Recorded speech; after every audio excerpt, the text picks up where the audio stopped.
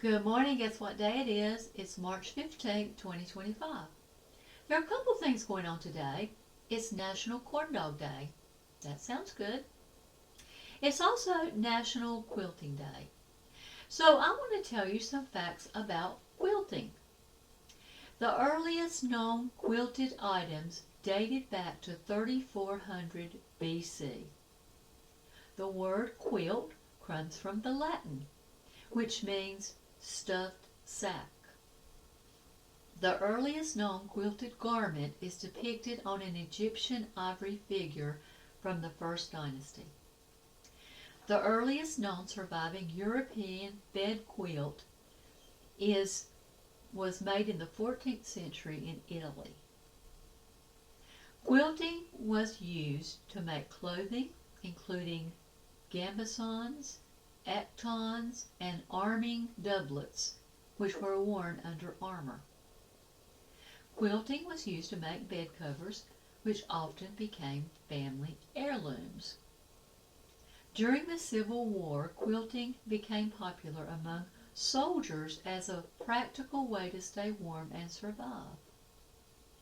During the abolition movement, quilts were used as symbols to communicate secret messages and guide escaping slaves on the Underground Railroad. The AIDS Memorial Quilt is the world's largest quilt. Quilting has evolved from a practical craft to a form of artistic expression. Quilts are made of different parts. There's the top part, the part that most people see. It's usually colorful and patterned and reflects the personality of the creator. Then there is the batting. It's on the inside. It adds to the thickness and softness and quality of the quilt. Next is the backing. It serves as a protection for the batting, which is on the inside. It's not usually as ornate or patterned as the top. Most people don't even usually see the backside. Lastly, there's the binding. It covers the rough edges and helps hold the quilt together. As I was thinking about this, I was thinking about the quilt could represent the Christian. The top is like the you everybody sees, the you on the outside. And according to the Bible, that is the part that people do see.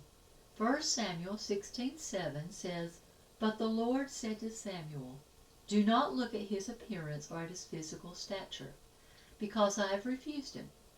For the Lord does not see as man sees, for man looks at the outward appearance, but the Lord looks at the heart." So on the outside, we may look great. On the outside, we may put on airs that we are someone, but God knows what's on the inside. So on the inside, where the batting is, the person is the true person. What's on the inside is what counts, really.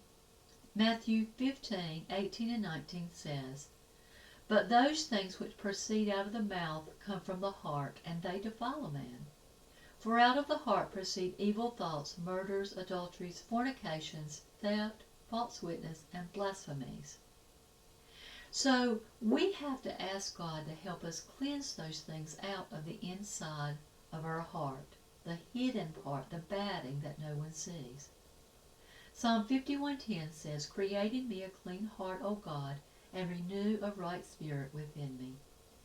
So really, the quality of the quilt, if the batting is thin and cheap, it's not going to be a very good quilt. It's not going to be very warm. But it needs to be thick and plush.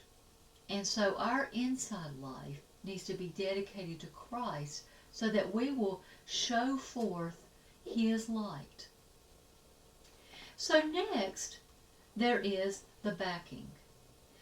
Now, we have something very amazing that we can put on every day to cover us, to cover the inside part of us, like the backing does for the quilt. We have the armor of God.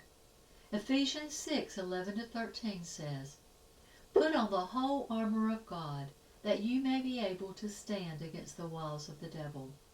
For we do not wrestle against flesh and blood, but against principalities, against powers, against the rulers of the darkness of this age, against spiritual hosts of wickedness in heavenly places.